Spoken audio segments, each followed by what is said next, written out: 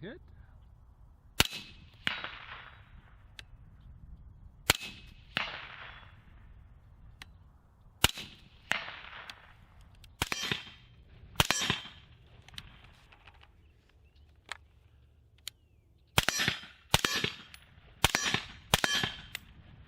Welcome back to 13C. Today we're going to talk a little bit about the AR Optics line for Bushnell Optics. The one that we have here in for testing from our friends at Optics Planet is the 1-to-6 power, and most of the stuff we're going to talk about here is going to hold true to the variable 1-to-8 power as well. Maybe a few differences, but you'll want to check the technical stats on that. We'll have links down below and stuff like that.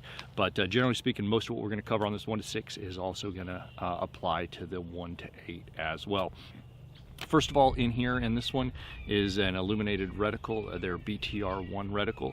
So basically it's kind of that horseshoe on top. It's got an aiming point in the middle. You zero it for 100 yards, and then it's got delineations under it for 200, 300, 400, and 500 yards. And those bullet drops are for 223 round, and 55 to 62 grain is the bullet weight that it's intended for. We'll put in some video of us shooting steel out to 300 yards and let you take a look at that and see how it did. We'll wrap that in here at some point today. We're also going to put up some targets as well, just for some general grouping purposes. I had fun with this. This rifle you've seen probably a couple different videos coming up to this. It's funny how 24 hours can make about 25-degree temperature change, difference in temperature change up here this time of year. But anyway, you saw this with the Liberty Constitution on the end here from Liberty Silencers. And we're also going to talk more about this mount on here as well later on. We may actually want to do a really short segment on this mount as a standalone, just because I'm surprised at what I'm seeing out of it thus far. We'll talk about that more later though. One of the first things you notice here on the top is the throwdown lever. You put it up, put it down. It also has both the short and long version of this is included with it, and that lets you change the power level on it much easier than having to just grab the knurled knob and turn it. You can do that obviously if you want, but this lever does make it convenient for that. It spins pretty well. You get your fast focus eyepiece in the back here.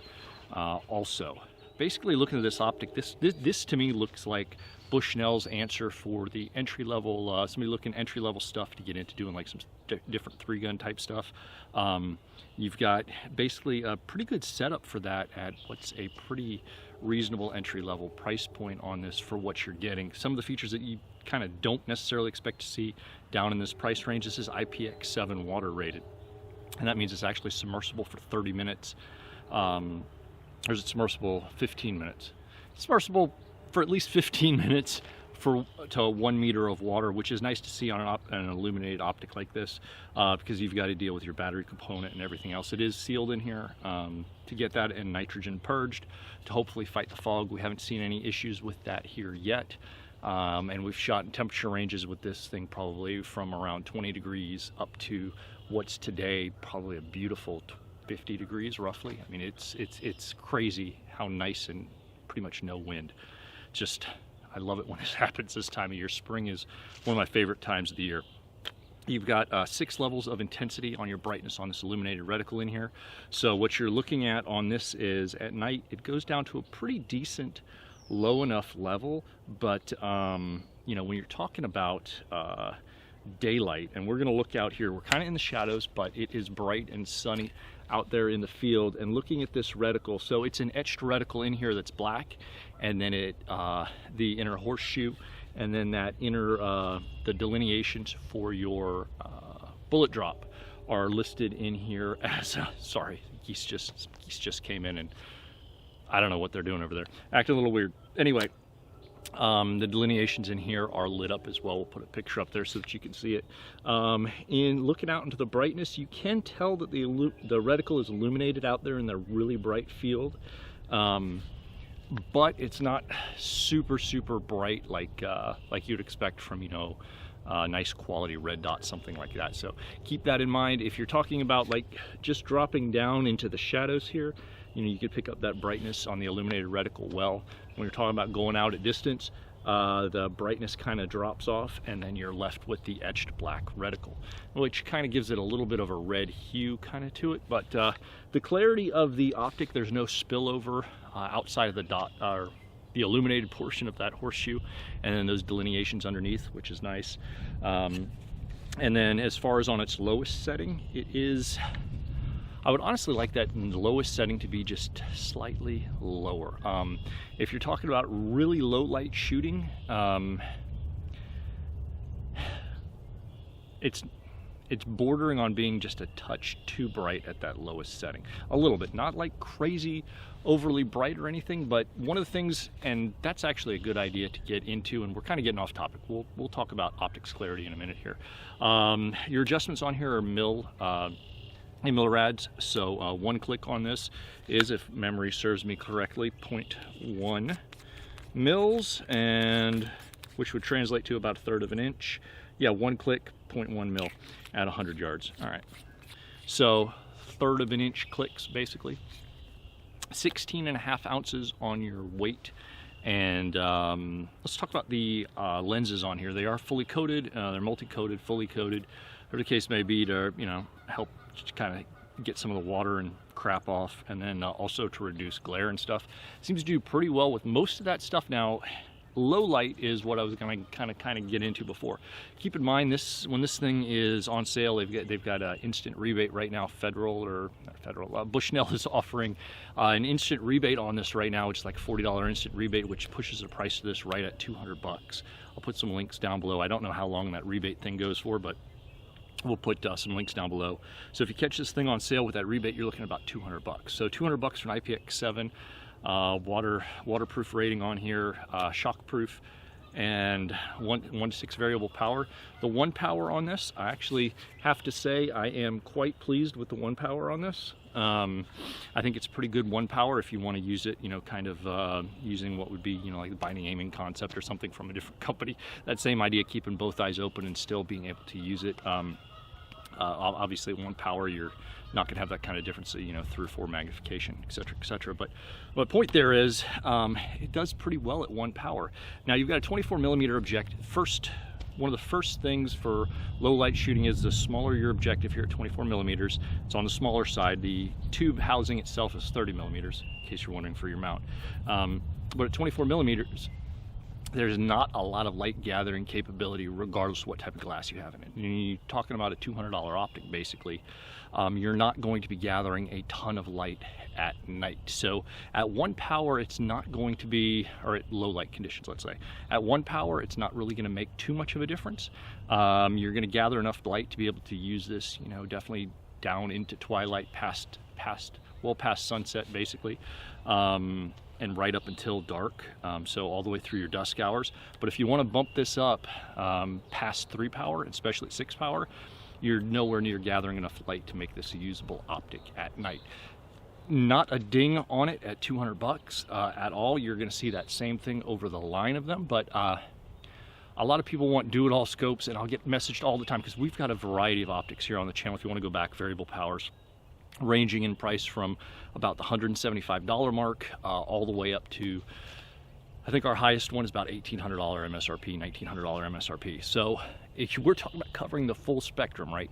So if you're talking about one that's, you know, at the lower end of the price point like this one versus the higher end where you're looking at something that's 10 times the price point, you are going to see literally a night and day difference in light gathering capabilities, optics, clarity, stuff like that. So when I'm talking about this glass is really nice and clear for the price point, I'm saying that in its class, it is very well positioned and could be priced slightly higher, or at least into the next tier, let's say slightly higher tier, and still compete well.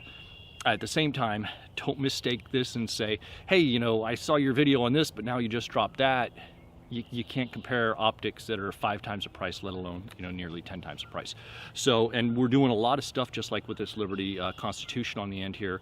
We're trying to cover all the bases from entry level, you know, your normal range, and then your higher end enthusiast, if you will, to cover all those ranges and find out, you know, for this gun, for this application, maybe it doesn't hurt to step down to something like this if you're typically buying something that's twice the price. Depending on what you're going to put it on, There's no reason why you couldn't step down to something like this, save yourself some money, because not every single one of your, just like when we do stuff with lights, right? You know, we've got everything from you know, Surefire's Inforce, Streamlight, and you know, all the way down, quote unquote, to, let's say, the O-lights, right? I know me personally, I can't afford to put those higher end optics on every single one of my guns.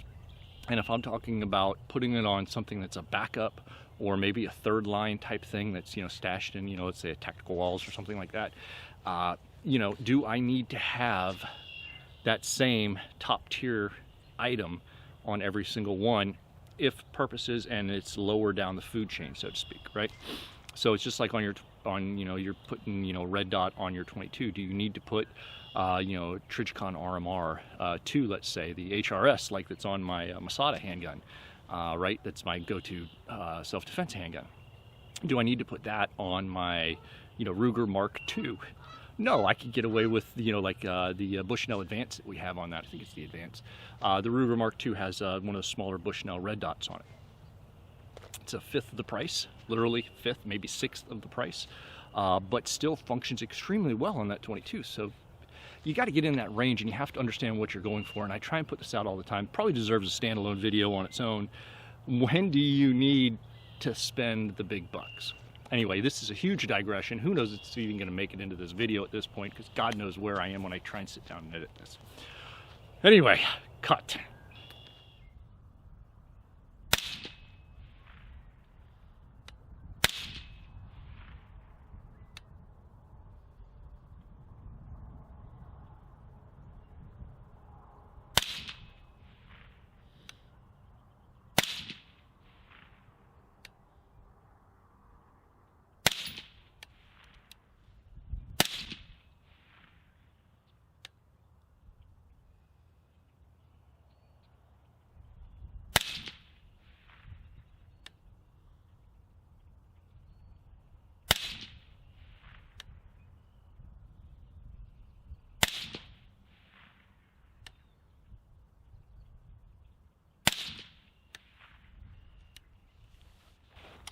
All right, there we go. That's what we've got in here. What we're using are 62 grain Federal.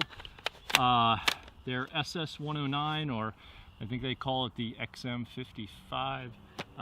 Anyway, 62 grain bullets. We're using the magazine as our monopod, and we are at 100 yards. We'll go take a look at those two groupings now. So here we are down at 100 yards. My first take was kind of rambling. Who knows which one I'm going to go with. Maybe I'll just put that into a standalone video. But here was our first 5 rounds. This was shooting at 100 yards with the bulk packed 120 round packs of the Federal green tip ammo in those little kind of plastic ammo can things. We'll put a picture up here, whatever the case may be. Using the magazine as a monopod with a mount that's like 30 bucks, with an optic that you can get right now for 200 bucks, with a silencer that comes in close to 300 bucks, and with one of the cheapest uppers you can you can buy and find on Palmetto State Armory. There's Mission First Tactical Furniture. I've kind of changed out and upgraded on this, but this base upper is an entry-level PSA upper. The lower on here, while the lower maybe I got was a stripped Spikes Tactical lower. This is not a match grade trigger in it by any means. The trigger that's in here is actually the Fostech Echo, the original one. So it's not like it's one of my Geisley triggers, right? Shooting off a monopod, or not monopod, but shooting off the magazine, using it as a monopod. Bulk ammo, first grouping and second grouping. I mean, it's got a front sight post. It's not a free floated barrel at all. What more can you expect from that? When we get into this stuff and we talk about, and we run the channel here, you know, top to bottom, from you know, low end, high end, medium, all the way through. You don't have to drop a ton of money. And one of the things that I can't stand seeing is, you know, you put up something from, you know, let's say Palmetto State Armory, an entry level optic like this, and, you know, not necessarily on my channel, because you guys are pretty damn awesome. I gotta tell you, I have some of the best subscribers and followers anywhere. But on some of these other pages, you'll see people chiming in with, oh, the pores. All right, well, obviously, if you follow the channel, you know I've got plenty of stuff that's, in any event, don't discourage people if they're, especially if they're just starting out. And, you know, I remember when I was 18, 19, 21 years old, just, you know, I was out on my own, barely could make a rent in this crappy little studio apartment that I had, you know, eating ramen half the time, trying to scrape by. And, you know, there's no way I could have afforded a $1,500 rifle back there. There's no way I could have afforded a $1,500 optic, or a couple $100 for a mount, or, you know, $1,000 for a silencer, right? But look at the stuff we're putting out here today. It's, you know, getting someone into the hobby for the very first time, you know, getting them to drop, you know, several $1,000s or a couple $1,000s at least for what you consider to, for what someone out there might consider to be, you know, the AR that they really need, or whatever rifle it is, whatever setup it is. That's a long way to go to get somebody into it. You tell them, you know, they can put together a package like this, which probably is going to run. Now, this the trigger in here is not a match grade trigger by any means. This is the Fostech Echo, the original one. So you know what the Echo can do, but you know, just shooting it single shot here today. So not a match grade trigger. This upper is from Palmetto State Armory. This is the least expensive upper that they sell, with their least expensive barrel. It's got a front sight post. Now, I did upgrade the furniture on here to some Mission First tactical furniture, but either way, the upper is still the exact same thing. You know, what are you talking about? 200, 230, this kind of upper. I mean, you're talking about a total package here with everything that's well under $1,000. Not including maybe the tax stamp anyway, but definitely under $1,000 without the tax stamp.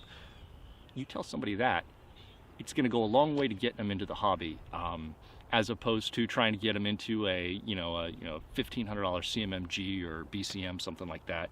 Now, don't get me wrong. If I was, you know, using a rifle for self-defense, I'd be grabbing, you know, let's say a CMMG Mark IV Recce that's, you know, it's got a Geisley trigger in it, free floated barrel. The thing's going to put 5 rounds into the center bowl there every single time. At the same time, though, if you're just getting into it, especially you want to get started with 3-gun, you want something, whatever the case may be, man, I'm telling you, it is not the 1980s or 90s anymore. You can get really nice stuff for the price point. You get really nice stuff that's going to perform well on any given day. And these are my first 5 shots out here today. I'm assuming that was the cold barrel, the first cold bore shot. You know, with this setup, you can't beat that. Not for the price, anyway. Same setup as before. We're going to use the magazine as our monopod. 200 yards downrange. We've got a 2/3 piece of steel. We're just going to put a few rounds into it here at 200 yards for the reticle testing, and then we'll back out to 300.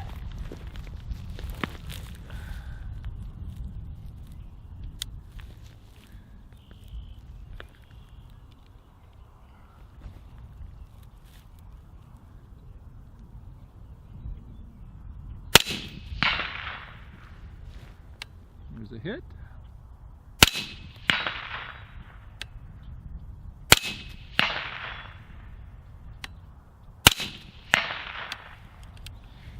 Easy all day long. All right, let's back out to 300. 300, still using the 62 grain Federal bulk pack stuff, magazine as a monopod, and 2/3 steel downrange.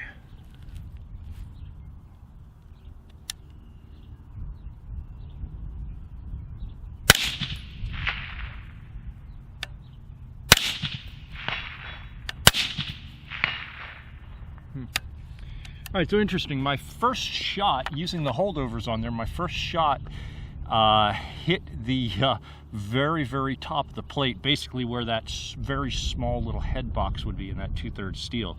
I dropped it down just a little bit, and then the other 2 basically is a fresh piece of steel down there. So you know, I can see where basically where the splatters are still at 600 with this. And it looks like to me that I'm still seeing, again with the 62 grain, that the 300 yard marker on here on the reticle is probably, at least for this bullet weight, is definitely a little on the high side. I would say, you know, we're right at 300, and if you're using that here, you're going to be a good 5 inches high, I would say, using that. Using the closer to the 200 mark is going to put you right about where you want to be. So interesting, to say the least. We'll keep working with this thing and having fun with it. Huh, I've had way too much fun out here. Is that even possible to have too much fun? No, it's not. Anyway, I've had a fantastic day out here. Real quick, the reticle in here is in the second focal plane. I'm sure it's going to be a question, and I don't think I mentioned that earlier. What that means for people who are interested in that means that the reticle stays the same throughout when you magnify up and down, meaning that when you zoom in your magnification, the reticle stays the same size. Unlike first focal plane, where when you zoom in, the reticle scales proportionately because it's in the first focal plane, so it's zooming and magnifying through that, if that makes sense. In any event, that means for daily use purposes, that means that if you're using the ranging holdovers on this, to be accurate on it, you want to use those ranging holdovers at the 6th power on here, your level 6 magnification, 6 times magnification. If you're ever not sure on your optic where you should be using it on a second focal plane like this, it's either at the very top end of magnification if there's no marker underneath a number on there, or if there is a marker. So for example, let's say this was set for to be ranged in 4 power, there would be a little white line underneath there, or a white dot, and that is underneath the number, not to indicate what power level you're set on, but the number itself. So that's just a little inside tip there. If you're ever not sure where you should be, that's where it is. Real quick, we'll talk about the mount here. This mount is from, brace yourselves, UTG. And we'll put some information down below to that. This is a skeletonized version with their aluminum anodized gunmetal gray finish, I believe. You know, I had this thing recommended to me, and at first I thought, well, we're gonna get it in, I'm probably going to hate it, and there we go, we'll get another negative review out for you guys. We do more positive reviews than negative reviews simply because I generally pass up. If I think something's going to be crap, I don't want to put the time and effort and money into using it. I'd rather go with something that interests me. On this, if it wasn't for that recommendation, I would have never have gotten it. And this is kind of a budget price point setup that we're kind of going into, or at least more entry level. So at the price point for this, it's finished well, it seats well. We'll put some pictures underneath here. Probably do a little quick video on this at some point in the future, just because I'm pleasantly surprised at how well this thing is done. Some of the UTG stuff is made in the US. This one I'm almost 100% sure is made in China. I don't see any marking on it, but I'm pretty dang sure this one's made in China, as it's lower entry level.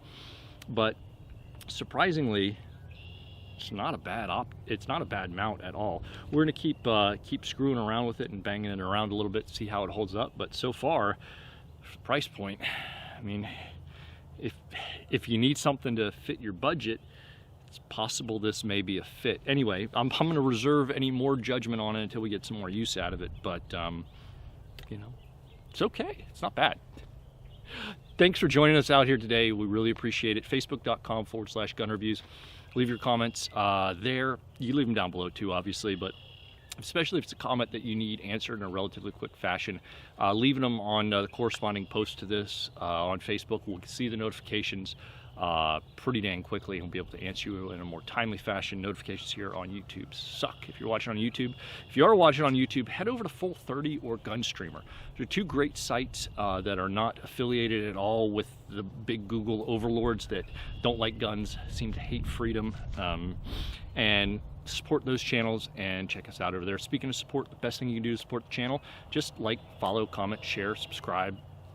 That's the #1 way to do it. If you're interested in supporting us in other ways, we have some affiliate links down below. We also have some shirts to 1776 United. They make our channel shirts. You can find those down below, as well as a discount code.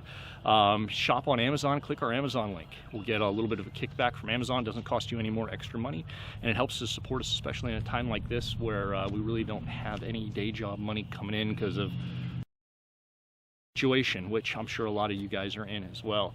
If you're in the position to help us out on Patreon, we'd always appreciate it. If times are tough, give a like, comment, and share it around, and subscribe if you haven't already. That's honestly, sharing, subscribing, liking, that is the #1 way to help the channel. It doesn't cost you guys a thing. We appreciate it. Sign up for the newsletter if you haven't either. We're still going to try and line up more giveaways with some various companies and stuff, and keep doing those throughout the year. Maximum 1 email a week. Honestly, we're barely sending out 1 email a month at this point. If you're signed up and you haven't gotten an email within the past couple weeks, check your spam box.